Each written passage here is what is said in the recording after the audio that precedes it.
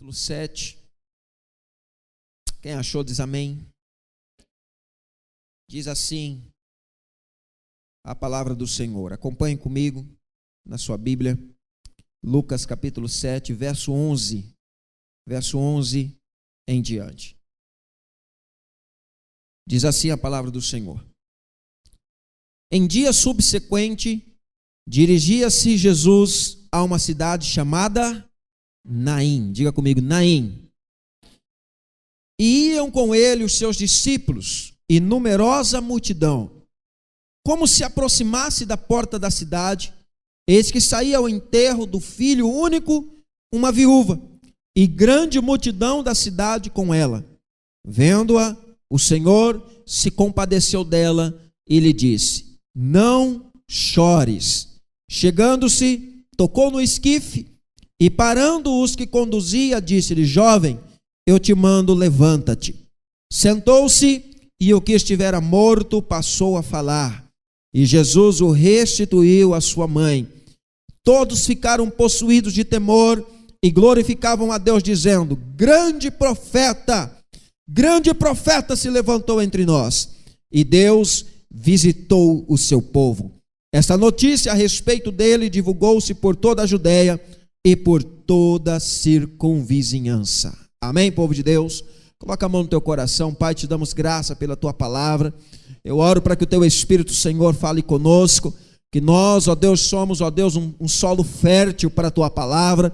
Em nome de Jesus nós repreendemos, Senhor, toda objeção à tua palavra, toda rejeição à tua palavra, tudo aquilo que vem contra o projeto do Senhor para as nossas vidas nessa noite. Que o teu Espírito tenha liberdade, Senhor, de fazer com que essa palavra, Senhor, penetre o nosso coração, e que acima de tudo, Senhor, essa palavra possa, Senhor, germinar e reproduzir dentro de nós. Eu oro por cada vida nesta noite e declaramos o poder do teu Espírito manifesto através da tua palavra, em nome de Jesus.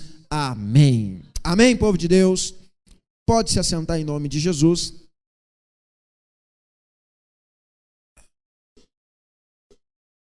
Diga comigo, uma família restaurada. Com força, uma família restaurada. Escute, o projeto de Deus para a tua vida é que você tenha uma família restaurada. O projeto de Deus para a tua casa é que a tua casa seja uma casa de uma família restaurada. Satanás, ele tem se levantado de uma forma furiosa contra as famílias, contra os lares, contra as casas, contra os casamentos, contra os filhos, contra os maridos, contra as esposas.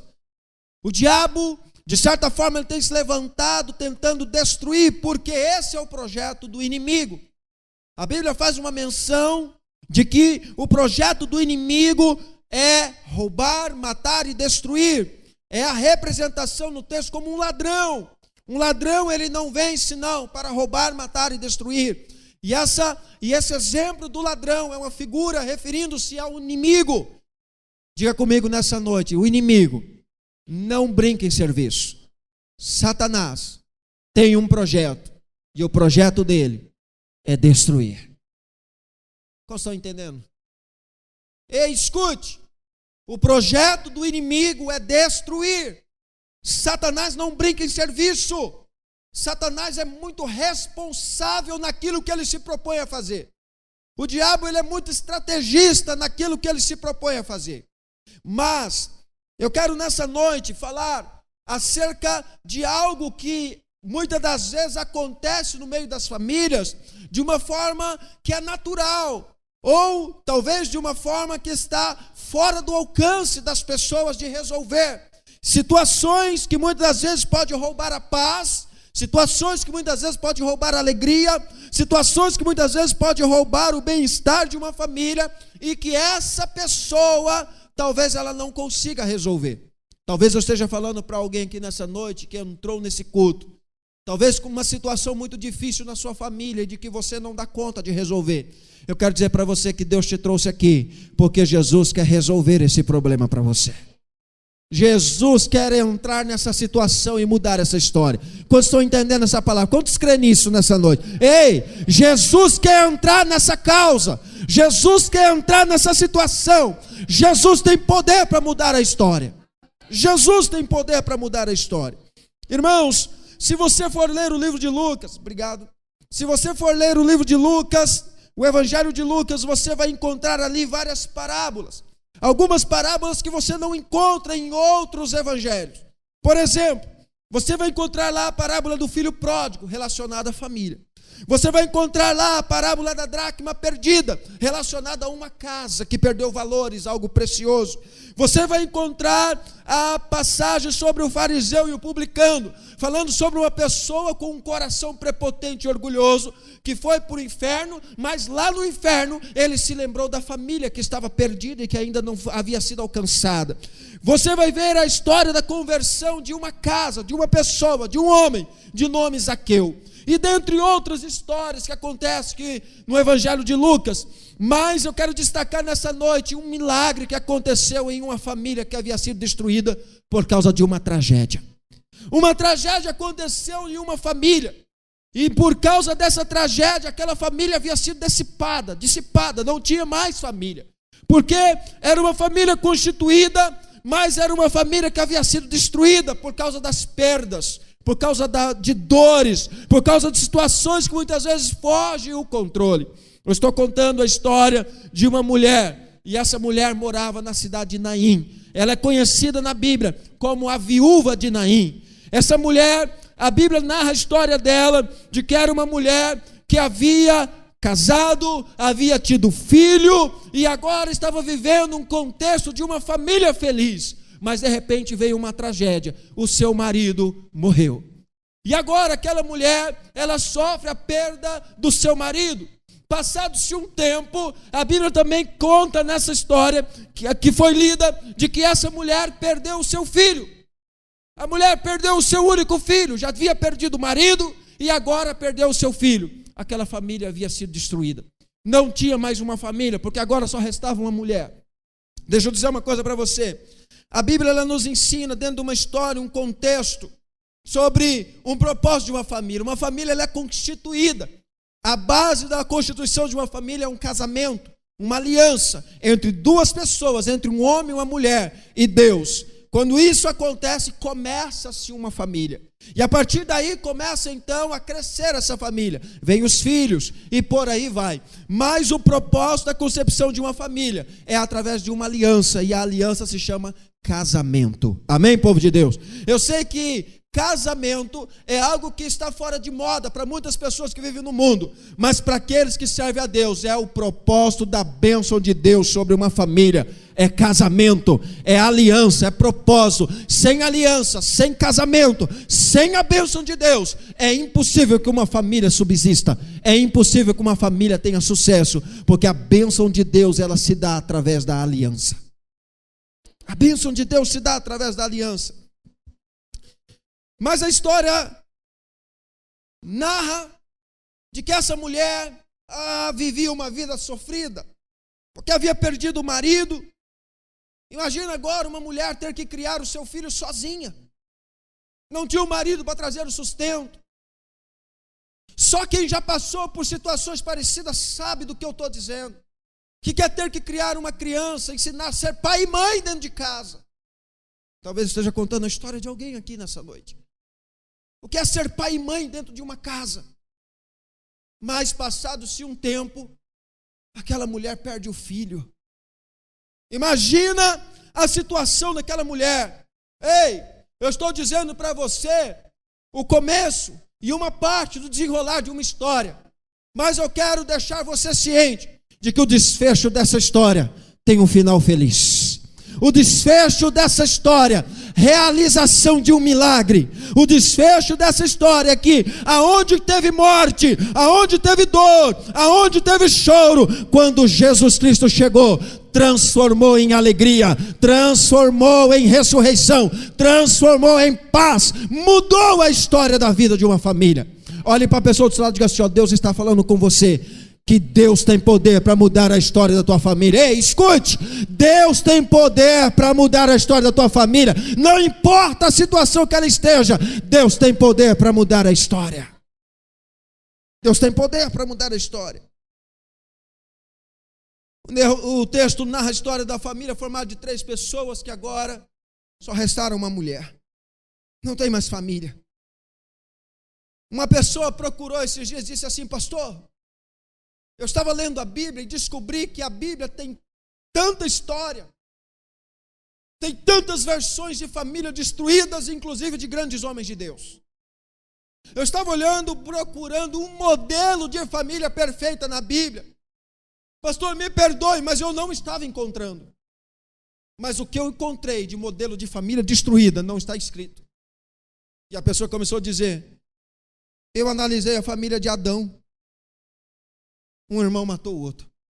Eu analisei a família de Noé. Os irmãos teve problema e era rebelde com o pai. Eu analisei a família de Abraão, teve problema. A família de Isaac, os filhos eram complicados. Eu analisei a família de Jacó, meu Deus do céu, povo difícil. Eu analisei a família de Moisés, difícil, não acompanhava o pai, não acompanhava o marido. Eu acompanhei a família do sacerdote Eli, que era homem de Deus, mas porque não conseguiu colocar ordem na sua casa, os seus filhos foram pervertidos, eram perversos. Eu olhei a família do profeta Samuel. Ele até ensinou seus filhos, mas mesmo assim os seus filhos se desviaram. Eu olhei famílias na Bíblia como Davi. Não vou nem falar o desfecho da família de Davi. E eu falei para ele: mas você não olhou do Novo Testamento? Olhei a família do filho pródigo. Um saiu de casa e foi embora. E o que ficou não respeitava o pai porque não usufruía do bem que tinha. Olhei para o casal Ananias e Safira. Gente que combinava tramar contra o próprio Deus. Um casal perverso. Casal que afrontava o próprio Deus. Irmãos, a Bíblia está cheia de história de homens de Deus, mas com relacionamento familiar complicado. Olha para a pessoa do seu lado e diga assim: não é só você que tem problema na família, não. Para não fazer acepção de pessoa, diga para a pessoa do outro lado: ei, não é só você que tem crise na família, não. Escute, grandes homens de Deus tiveram problemas. Grandes homens de Deus tiveram problemas. A grande verdade é que algumas situações fogem do controle. Vocês hão de convir comigo de que existe filhos de gente muito complicada, mas que é super gente boa. Gente difícil, mas o filho é bom caráter. O filho é gente boa, mas existe filhos de muita gente boa que é muito complicado. Tem filhos que às vezes ele é de uma gente, de pais ensinam bem, pais bem equilibrados, e o filho é só Jesus na causa. Tem situações que às vezes fogem do controle. Na Bíblia há vários modelos de famílias. Se você for olhar na Bíblia, há vários modelos de família que provavelmente você vai até assustar com alguns modelos.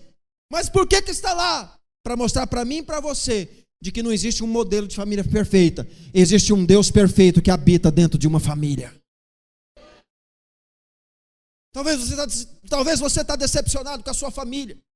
Traga Jesus para dentro dela. Sabe qual que é o nosso problema? É que a gente quer mudar a família.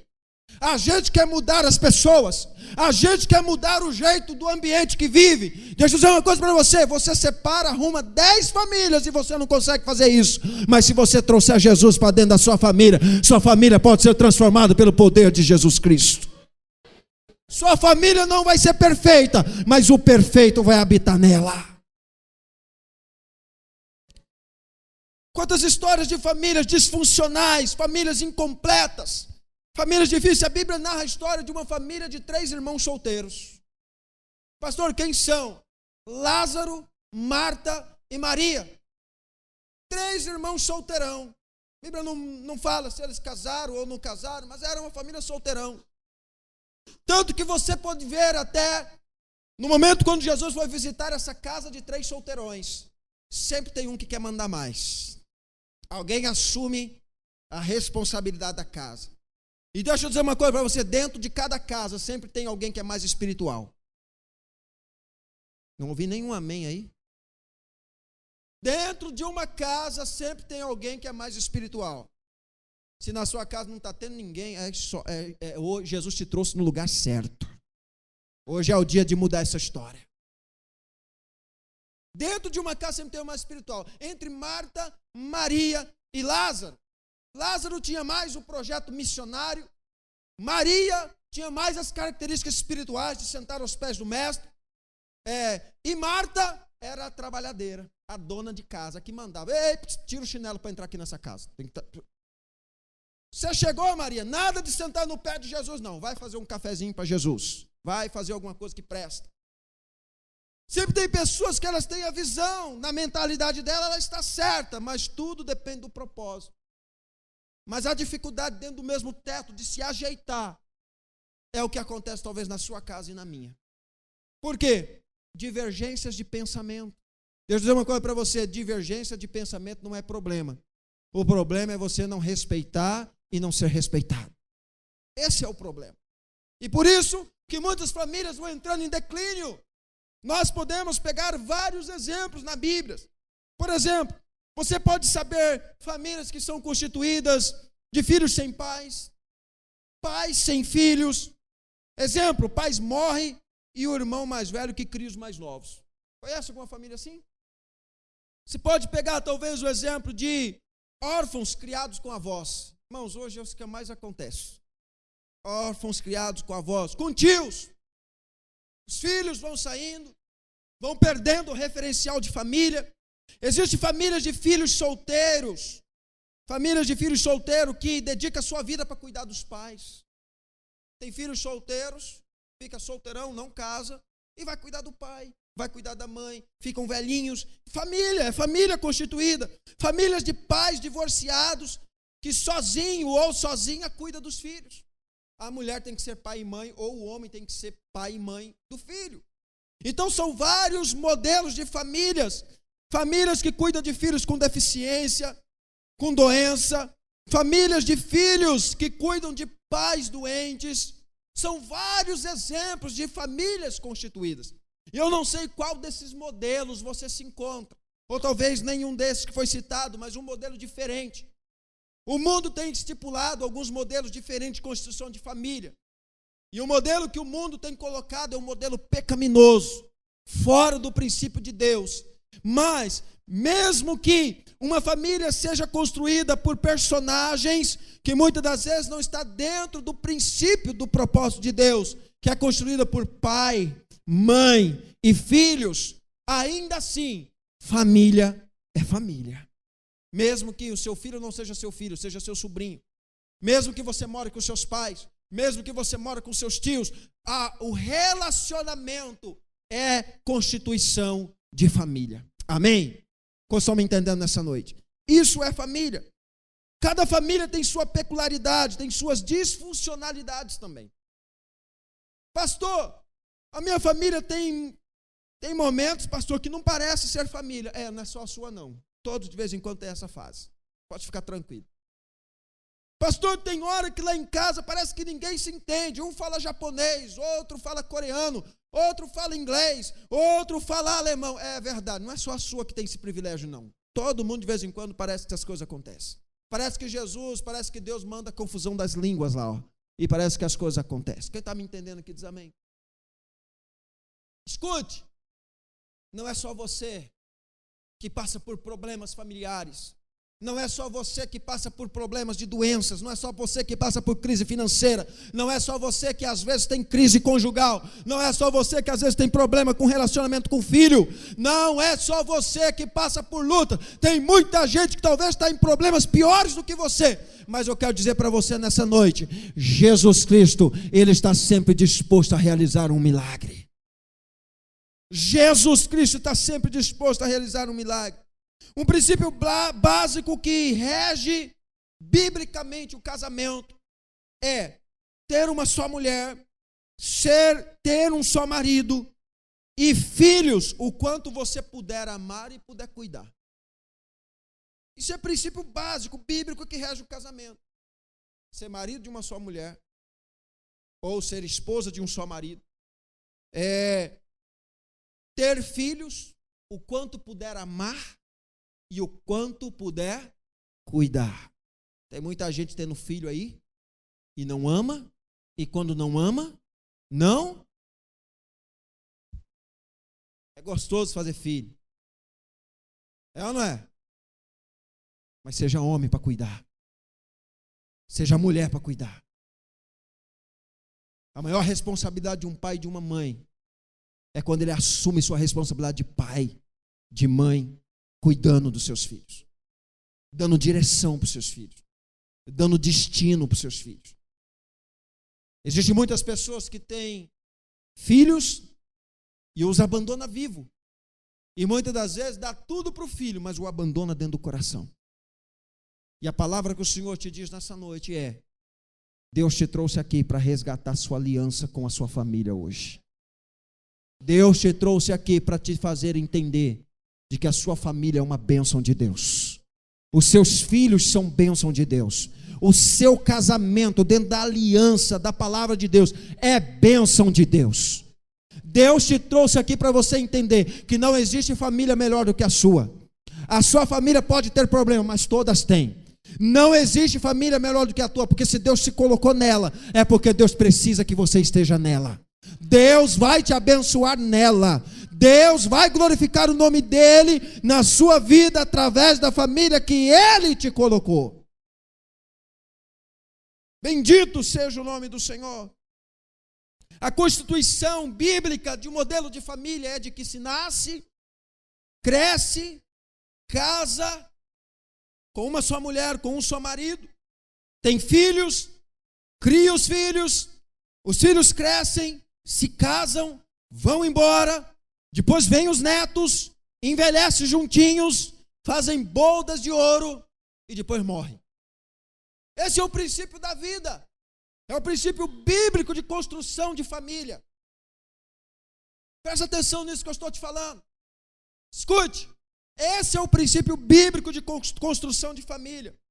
Lá no livro de Salmos 127 e 128, esses dois capítulos, esses dois números de Salmos, ele vai fazer um ciclo de família.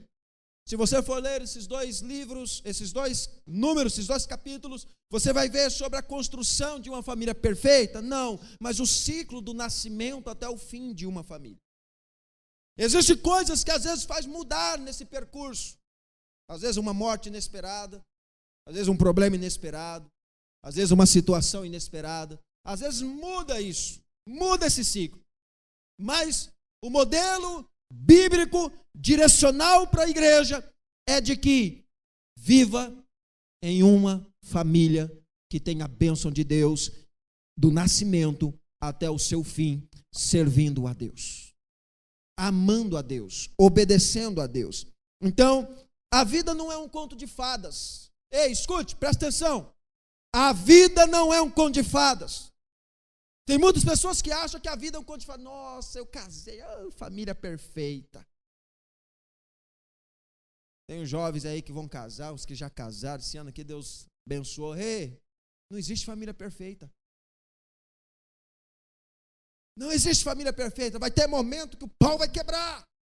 Vai ter momento que vai haver desacordo. Vai ter momento que vai ter situações adversas. Mas sabe o que tem que prevalecer na sua casa? A presença de Jesus. Sabe o que tem que prevalecer no seu casamento? O temor a Deus. Sabe o que tem que prevalecer na sua vida? Os frutos do Espírito Santo de Deus. Porque se não tiver, você abandona filho, abandona família, abandona mulher, abandona marido, abandona todo mundo. Sabe por quê? Porque as suas emoções vão aflorar. E quando isso acontecer, você não vai ser diferente do ímpio. Você não vai ser diferente do profano. Você não vai ser diferente daqueles que não servem a Deus. Mas quando você tem o temor do Senhor, você sabe de que mesmo que você está com raiva, de que mesmo que as situações estão adversas, você tem um Deus que tem todo o poder de mudar a história. É um Deus que tem todo o poder. É um Deus que é poderoso para mudar o ambiente. No que diz respeito à mensagem da mulher de Naim, muitas pessoas não gostam de ouvir palavras acerca de família, porque muitas vezes elas não querem reconhecer aonde estão errando. Elas não querem reconhecer aonde estão falhando. Deixa eu dizer uma coisa para você nessa noite. Cada vez que Jesus nos manda obedecer e não obedecemos, o nosso coração se endurece. Eu vou repetir. Cada vez que Jesus nos manda obedecer e não obedecemos, o nosso coração endurece.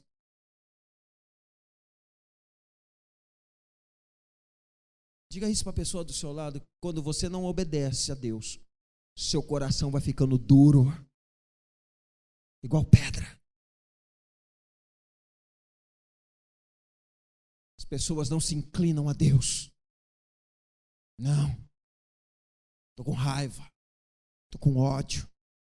Não quero. Não vou. Não faço. É do meu jeito. Não abro mão. Não cedo. Não quero ouvir essa pregação. Eu vou rejeitar essa palavra que está saindo do altar. Por quê? Porque não é para mim. Eu não quero. Eu não aceito. Quanto mais nós desobedecemos a palavra do Senhor, mais o nosso coração vai ficando petrificado, ficando duro. Quando um coração de um crente se torna endurecido, ele passa a deixar de ser ensinável. Quando o coração de um cristão começa a ficar endurecido, ele começa a se levantar contra toda a autoridade de Deus que se propõe a ensiná-lo, que se propõe a ensiná-la. Por quê? Porque começa a ter aversão ao ensinamento, começa a ter aversão à correção. Não quero reconhecer que eu estou errado, não quero reconhecer que eu preciso consertar, não quero reconhecer que eu preciso pedir perdão, não quero, e o coração vai se endurecendo, o orgulho vai tomando conta e não fazendo-o reconhecer e consertar os seus próprios erros. Deixa eu dizer uma coisa para você. O motivo do fracasso de um casamento, o motivo do fracasso de uma família, a culpa é de Deus ou a culpa é dos personagens que constituem essa família? O que você acha? O plano de Deus para uma família é perfeito. Eu vou repetir. O plano de Deus para uma família é perfeito. O plano de Deus para a família nunca vai ser imperfeito, nunca vai mudar. Nós mudamos, mas o propósito de Deus não muda. Nós mudamos, mas o propósito de Deus não muda. Se você ouvir uma mensagem, escute, preste atenção nisso.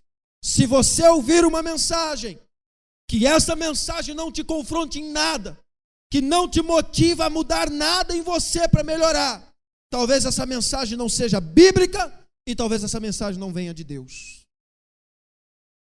Porque toda palavra de Deus, ela sempre tem que nos confrontar para as mudanças.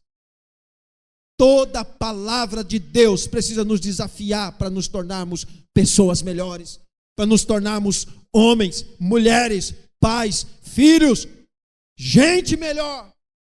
A palavra de Deus sempre vai nos confrontar para uma mudança. Se você ouvir pregações que massageiem o seu ego e que não te confronte para as mudanças, talvez Deus não esteja nessa pregação. Talvez essa pregação não seja bíblica. Talvez essa pregação não seja o Evangelho de Jesus. Porque quando nós ouvimos o Evangelho de Jesus, sempre nos confronta para a melhoria, sempre nos confronta para as mudanças, ainda que nós entendamos que exista algo em nós que precisa ser resolvido. Ainda que nós entendamos de que aquilo está doendo porque está batendo. Mas deixa eu dizer uma coisa para você. Se está doendo, é porque Jesus está curando, está tratando, está libertando. Precisamos entender, porque nós precisamos melhorar. Então essa é a situação de uma família que o Senhor resolveu restaurar. Eu estou narrando para você a história de uma família, de que essa mulher, ela não podia fazer nada, porque o marido morreu, o filho morreu, e agora?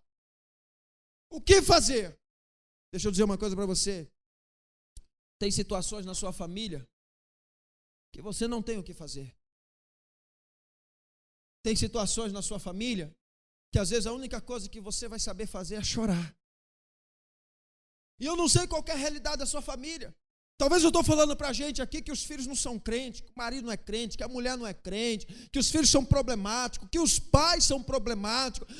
Talvez eu estou falando para famílias aqui representadas, que existe todo um contexto dentro dela, que talvez traga problemas, traga dificuldades, mas eu quero dizer uma coisa para você, e talvez isso parece insolucionável, parece que não tem jeito. Ei, deixa eu dizer uma coisa para você, Jesus, ele sempre olha para um coração contrito e quebrantado. Jesus sempre tem interesse em mudar a história de um coração que está triste em prol de uma família que está se perdendo. Aquela mulher estava indo enterrar o seu único filho. Aquela mulher estava indo enterrar, escute, deixa eu dizer uma coisa para você, eu quero falar alguns princípios, partindo para a conclusão dessa mensagem. Primeiro, Jesus foi na cidade de Naim por causa daquela mulher. Jesus só foi na cidade de Naim por causa daquela mulher. Deixa eu dizer uma coisa para você. Talvez Deus te trouxe aqui nesse culto hoje e preparou essa palavra por sua causa, por causa da sua família, por causa do que Deus tem para fazer na sua vida, por causa do que Deus tem para fazer na sua história, dentro da sua casa. Jesus só foi a Naim por causa daquela mulher. Quando Jesus então entra na porta da cidade, Jesus vê então um cortejo fúnebre. Aquela mulher então, ela começa a chorar, porque está indo para enterrar o seu filho, o seu único filho. Jesus então se aproxima daquela mulher. Deixa eu dizer uma coisa para você. Quando Jesus vem em direção a você, pode ter certeza de que um milagre está chegando. Quando Jesus vem em direção a você, pode ter certeza que ele não vem para ouvir um problema, ele vem para resolver um problema. Talvez o problema na sua casa não foi resolvido, porque talvez Jesus está passando bem longe de lá. Talvez o problema na sua família ainda não foi resolvido, porque Jesus talvez ainda não conseguiu entrar lá. Talvez porque Jesus ainda não conseguiu trabalhar lá dentro do seu lar, lá dentro da sua casa. Porque quando Jesus se aproxima de uma família, quando Jesus se aproxima de uma casa, quando Jesus se aproxima de uma vida, não importa a situação que ela esteja vivendo, que ela esteja passando, o milagre está vindo em direção a ela, o milagre está vindo sobre a casa, o milagre está vindo sobre o casamento, o milagre está vindo sobre o filho, ainda que esteja morto, viverá. O que é que está morto dentro da tua família?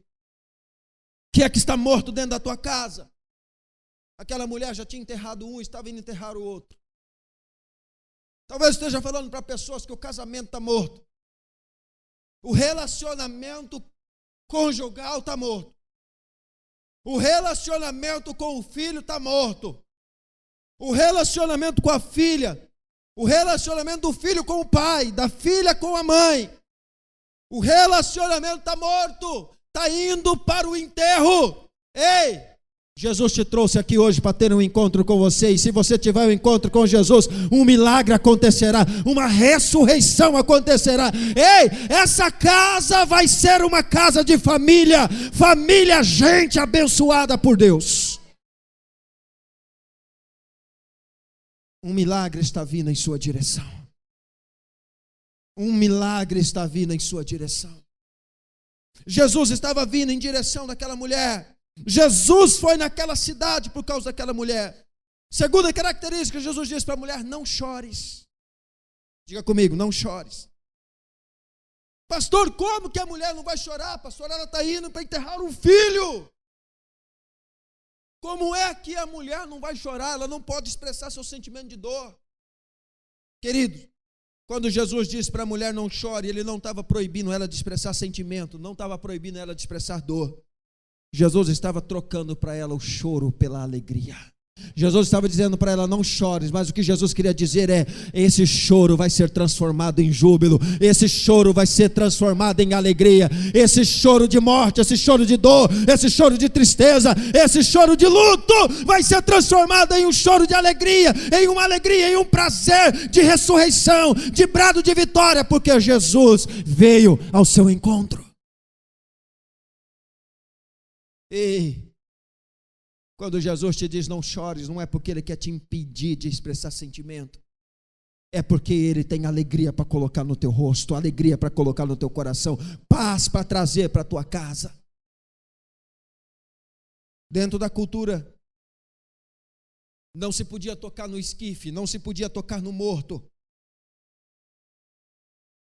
A mulher, além de não poder tocar no morto, agora aparece Jesus e diz, não chores. Agora aparece Jesus e diz, não expresse sentimento. Não era isso que Jesus queria. Mas Jesus queria trocar esse momento de dor por um momento de alegria, porque a ressurreição chegou para aquele filho que estava morto. A ressurreição chegou naquela casa. Terceira característica, Jesus tocou no morto. Diga comigo, Jesus tocou no morto. Escute, de acordo com a cultura, não se podia tocar no morto, porque quem tocasse no morto teria que ficar 3 dias fora da cidade. A cidade de Jerusalém, ela é rodeada por muros. E quando alguém tocasse no morto, tocasse no esquife, tocasse, alguém era considerado impuro, porque uma pessoa morta era considerado de que ela estava impuro, porque não tinha mais vida nela. E então, se alguém tocasse nela, também era considerado impuro. Tinha que ficar 3 dias fora do arraial, 3 dias fora da cidade para se purificar. Mas a Bíblia diz que Jesus tocou no morto. Você sabe por que Jesus toca no morto? Você sabe por que Jesus tocou no morto? Jesus quebrou aquele protocolo, quebrou aquela lei, quebrou aquele propósito daquele povo de que não podia tocar no morto. Porque todas as vezes, escute isso, presta atenção, todas as vezes que Jesus vai realizar um milagre, todas as vezes que Jesus vai fazer um milagre de ressurreição, Jesus ele toca para poder transferir não apenas vida, mas transferir pureza. Pureza. Talvez eu esteja falando para pessoas aqui que dentro de si está uma podridão, ódio, rancor, mágoa, ressentimento, acusação. Mas eu já tenho vida, eu tenho Jesus, mas está impuro, está impura. Jesus está aqui hoje, e aonde Ele tocar que tiver impureza, Ele vai transformar agora em pureza, pelo poder do nome de Jesus. Olha que interessante, toda pessoa viva que tocasse no morto ficava impura. Jesus era o único que tocava no impuro e continuava puro e ainda purificava o impuro. Sabe por quê? Porque Jesus, Ele tem a pureza, Jesus tem a vida, Jesus tem a paz, Jesus tem a alegria, Jesus transforma por dentro, Jesus transforma por fora. Ainda que esteja morto, Ele faz o milagre e ressuscita. Jesus faz a bênção completa, Jesus completa a sua família, Jesus completa os seus filhos, Jesus completa o seu casamento, Jesus completa a sua história. Jesus é um Jesus completo. Jesus é completo. Ele faz a obra por dentro, Ele faz a obra por fora. Jesus tocou no morto, Jesus realizou o milagre. Quando a pessoa toca no impuro, fica impuro. Jesus é o único que toca no impuro, e o impuro agora fica purificado, porque Jesus tem poder para mudar a história. Jesus quer nos purificar nessa noite. Quantos creem nisso? Ei, talvez exista algo dentro de você que você talvez não tenha percebido que está impuro, mas Jesus tem poder para te tocar e você ser puro. Jesus tem poder para fazer isso. Aleluia. Bendito seja o nome do Senhor. Quarta e última característica. Jesus realizou um milagre na vida daquela família. Jesus realizou um milagre na vida daquela família. Ei, o milagre vai acontecer na sua família. Jesus devolveu o filho que estava morto a uma mãe viúva e desesperada. Eu não sei qual é a situação que você está, talvez de desespero. Jesus veio em sua direção. Jesus te diz, não chores. Jesus toca naquilo que está morto, e agora os teus olhos têm poder para visualizar o milagre. Os seus olhos têm poder para visualizar o milagre. Deus marcou um encontro com você aqui hoje, porque existem muitos maridos que precisam voltar para sua esposa, assim como aquele filho, Jesus fez com que ele voltasse para sua mãe. Aquele filho estava morto, aquele filho estava sendo levado para enterrar, mas quando Jesus tocou nele, ele ressuscitou, a vida de Deus entrou nele, a vida de Jesus entrou nele, ele ressuscitou e voltou para o seio da sua mãe, voltou para a sua casa. Talvez o Senhor te trouxe hoje para poder te fazer entender de que tem marido, mesmo dentro de casa, está separado emocionalmente da sua mulher, mas você vai precisar voltar para sua mulher, vai precisar voltar para os braços da sua mulher. Existe mulher que está separado do marido, mesmo dentro de casa. Jesus te trouxe aqui hoje, porque você vai ter que voltar para o seu marido. Jesus, assim como trouxe de volta um filho para uma mãe, Jesus vai trazer o marido para a esposa, Jesus vai trazer a esposa para o marido, Jesus vai trazer um filho que saiu de casa, vai trazer o filho para a família de novo. Ainda que o filho esteja em casa, mas separado emocionalmente, Jesus vai trazer de volta o filho para o coração dos pais. Muita família destruída, muita família morta, mas Jesus quer tocar no morto e Jesus quer trazer vida. Ei, Jesus quer trazer vida, mas não apenas isso. Jesus quer trazer vida também para os seus relacionamentos. Escute, Jesus quer devolver, além do filho, para o pai. Jesus também quer devolver o genro para a sogra. Jesus quer devolver a sogra para o genro. Jesus quer devolver o cunhado. Jesus quer devolver a cunhada. Jesus quer devolver o sobrinho. Tem gente fazendo careta, mas vai recebendo aí, pode receber. Jesus quer devolver o genro para a sogra para o genro de novo. Jesus quer devolver o cunhado, o cunhado, Jesus quer devolver ele. Jesus quer devolver o sobrinho. A sobrinha te deu muito problema, muita dor de cabeça, mas Jesus quer devolver ele para a família, porque ele faz parte da família. Estão entendendo aqui? Você não pode rejeitar os seus. Você não pode rejeitar os seus. Jesus quer devolver relacionamento para essa casa. Jesus quer devolver vida para essa casa. Jesus quer ressuscitar o relacionamento nessa noite. Ei, se o Senhor está falando com você nessa noite, Jesus quer ressuscitar o relacionamento dentro da sua casa. Jesus quer ressuscitar o relacionamento dentro da sua família. Se você está entendendo isso hoje, ouça a voz do Espírito Santo. Não endureçais o vosso coração. Não endureça o coração. Jesus, o Senhor pode até trazer a minha sogra, mas o meu cunhado não. Aquele eu não perdoo. Não, o Senhor pode até trazer o meu cunhado, mas aquela sogra, ninguém merece. Aquela mulher, ninguém merece. Ei, Jesus quer te trazer de volta para ela.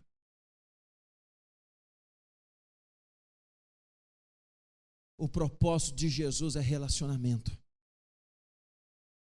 Você pode até não concordar com as coisas dele, você pode até não concordar com a coisa dela, você pode até não ter a mesma cabeça, não tem problema, mas vocês precisam se relacionar, tem que ter unidade, só na unidade tem a bênção de Deus. É só na unidade que tem a bênção de Deus.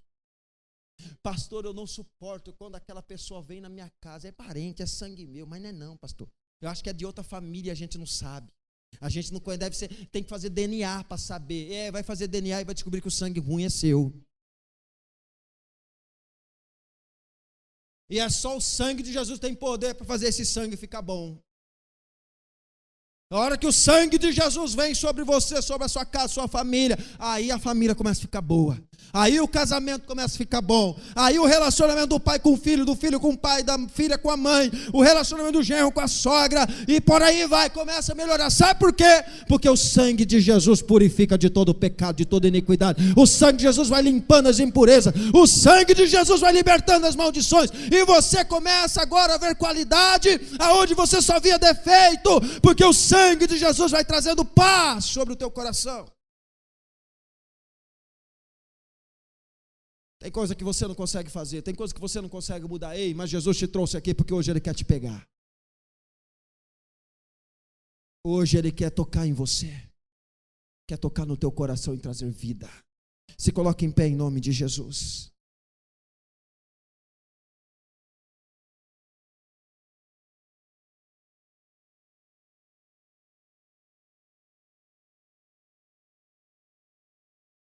Eu quero dizer para você nessa noite, sua família não é perfeita. Seu casamento não é perfeito. Seus filhos não são perfeitos. Mas Jesus Cristo é perfeito e hoje Ele está aqui. Convide o perfeito para entrar na tua casa hoje. Feche os seus olhos nesse momento. Jesus está falando nesse lugar. Convide o perfeito para entrar nesse casamento hoje. Convide o perfeito para entrar nesse relacionamento de pai e filho, de mãe e filho. Convide o perfeito para entrar na tua casa hoje. Ei, um milagre está vindo em sua direção. Um milagre está vindo em direção da sua casa. Um milagre está vindo, ainda que esteja morto, tem poder para reviver. Ainda que esteja morto, tem poder para reviver. Aquele filho estava morto. Jesus olhou para aquela mulher e Jesus devolveu o filho para ela. Escute, talvez o seu filho está morto para você, dentro de você. Mas Jesus quer ressuscitar ele hoje dentro do teu coração. Jesus quer restaurar relacionamento entre irmãos. Irmão e irmã. Não se entendem, não se relacionam. Escute. Deus, Ele ordena a bênção onde há unidade. Deus, Ele ordena a bênção onde há comunhão. Talvez a sua família não tenha ido para frente até hoje, porque são filhos que não se perdoam. São irmãos que não se perdoam. É uma família que não se perdoa. É uma família que não se entende. É uma família que não consegue se relacionar. Ei!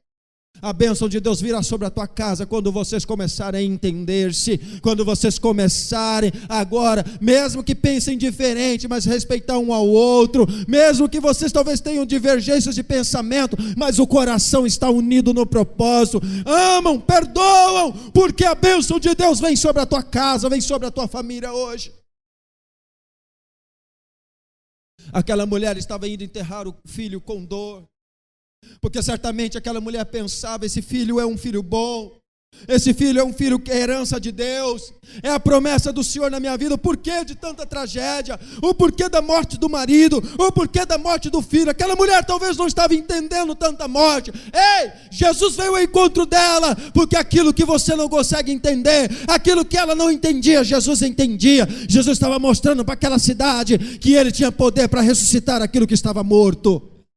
Jesus talvez hoje está entrando no seu casamento, na sua família, para mostrar para você de que Ele tem poder para mudar a tua história, para mostrar para o seu coração incrédulo de que é possível ser feliz, é possível ter paz, é possível ter alegria, é possível ter uma vida plena, mesmo que tenha lutas, mas com Jesus no barco, com Jesus na família, é possível que as coisas vão bem.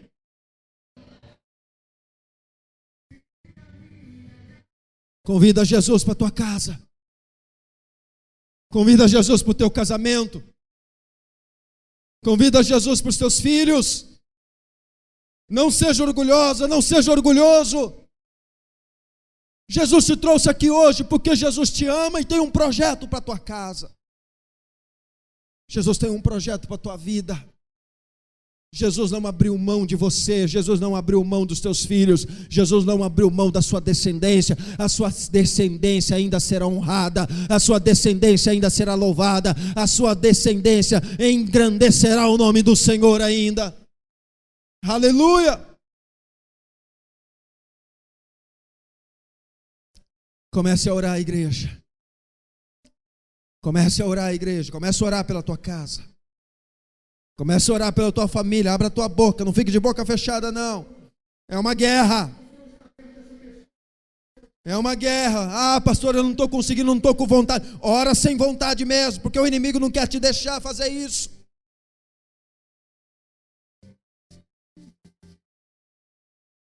Chama Jesus para esse casamento.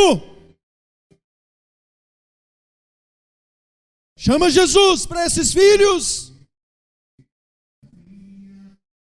Chama Jesus para a vida desse sobrinho. Chama Jesus para o relacionamento com essa sogra. Chama Jesus. Abra sua boca. Chama Jesus. Oh.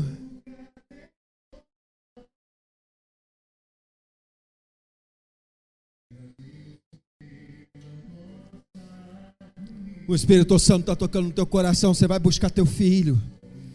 Você vai buscar tua filha. Você vai buscar tua mulher. Você vai buscar seu marido. Você vai buscar aqueles que você abriu mão deles. Você vai buscar.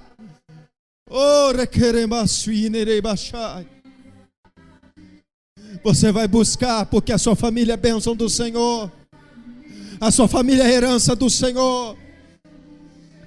Oh, você vai buscar o seu irmão. Você vai buscar a sua irmã. Oh, Espírito Santo, o Senhor quer edificar a tua casa, o Senhor quer edificar a tua família hoje.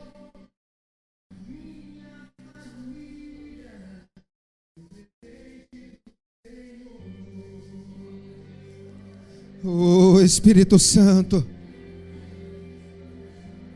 oh, Espírito Santo, a sua família não é perfeita, mas o perfeito está aqui hoje, e hoje ele vai viver dentro da tua casa, dentro da tua família. Abra o teu coração para o perfeito nesta noite, que é Jesus. Tem filho que tem que pedir perdão para pai. Tem pai que tem que pedir perdão para filho. Tem mãe que tem que pedir perdão. Tem filho que tem que pedir perdão para mãe.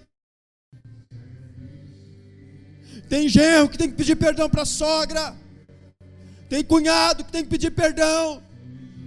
Tem sobrinho, tem irmãos que tem que pedir perdão. Se hoje ouvires a voz do Senhor teu Deus, não endureçais o vosso coração. A bênção que Deus tem para liberar sobre a tua casa depende disso. A bênção que Deus tem para liberar sobre o teu casamento depende disso. A bênção que o Senhor tem para liberar sobre a tua casa depende disso.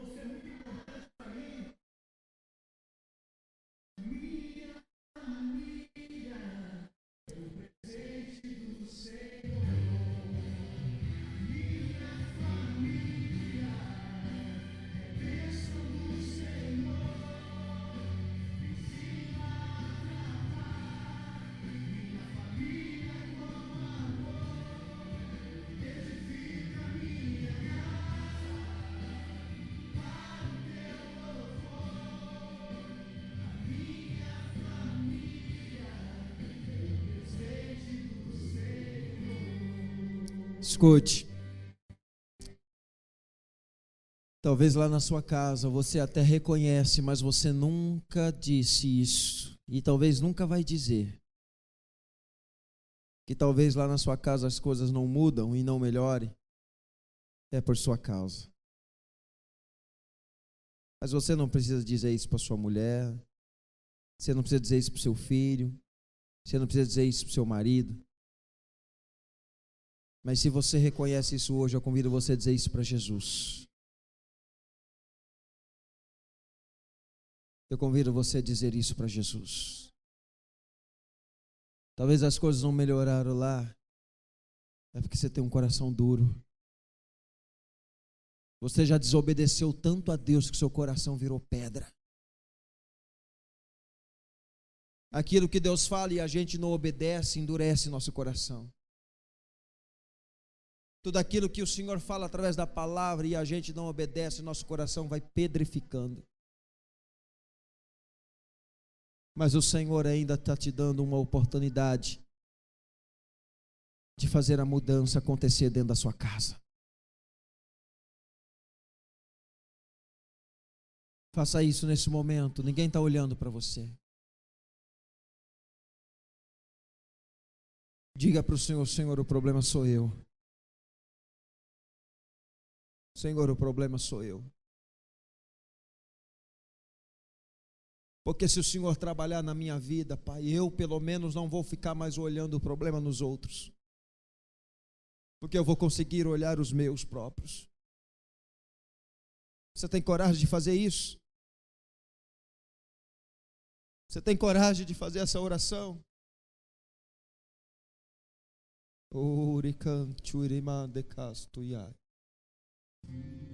É difícil, Pai. É difícil, né? O orgulho. É difícil ter coragem de passar por cima do ego. É difícil ter coragem de passar por cima do orgulho, mas o Senhor está te convidando hoje, ei. Jesus está dizendo: eu tenho poder para ressuscitar aquilo que está morto dentro de você. Talvez o perdão está morto dentro de você. Talvez o amor está morto dentro de você. Você tem coragem de dizer isso para o Senhor? Jesus, o amor morreu. O perdão morreu. Eu estou levando para o cemitério para enterrar o morto. Jesus está vindo ao seu encontro. E aonde Jesus está vindo, o milagre também está vindo. Aonde Jesus está vindo, o milagre também está vindo.